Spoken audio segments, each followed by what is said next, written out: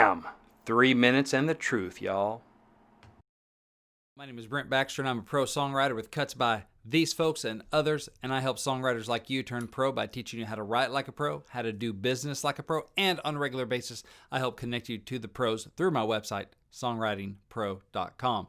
All right, today I want to talk about the truth about saying you have hits before you have hits. That's right. This is something that got on my radar this week because somebody had posted on one of my social media things about, hey, if I've already written hits, how do I get them out to the world? I'm like, well, if you already have hits, they've already been out in the world, because a hit is a result. A hit is not something that's sitting on your shelf. A hit is something that has already been out in the world. It is a result. It is not something that's sitting in potential. What you have is a potential hit, not a hit, right?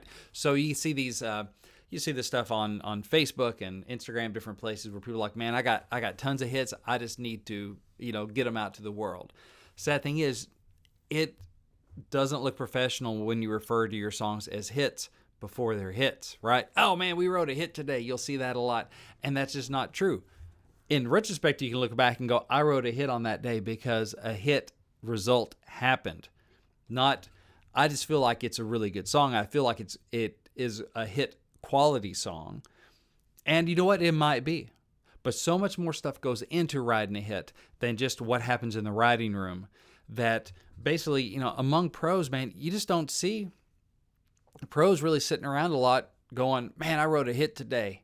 Now maybe if they have a track record of writing hits, then you accept that because they are a pro, they are accepted as a pro. But if you're not a pro yet, if you're not an external pro, if you haven't had the results of being a hit songwriter or a professional songwriter, when you talk about writing hits, it just comes across like you don't really know what you're talking about. It comes across looking less professional than if you just had some humility and be like, man, I feel really good about what we wrote today. I love what I wrote today. I feel that this is my best work. Stuff like that. That's cool. We can't argue with that, because if you love what you wrote today, you love what you wrote today. Can't argue with that. If you say you wrote a hit today, odds are you didn't write a hit. Mathematically speaking, you probably did not write a hit. But you can feel really good about it. And you can feel like you took a step forward in your writing, and you can feel like you wrote something that's hit worthy, right? Hey man, I think I wrote something that's worthy of being a hit today. That's great. But man, we start seeing that stuff, and when you're DMing people and you're private messaging people and stuff, like, man, I got a bunch of hits, I just need to get them out to the world. No, you don't. You don't have hits, because if you had hits, they'd already be out in the world. So it's just a way of speaking to professionals that comes across as less professional.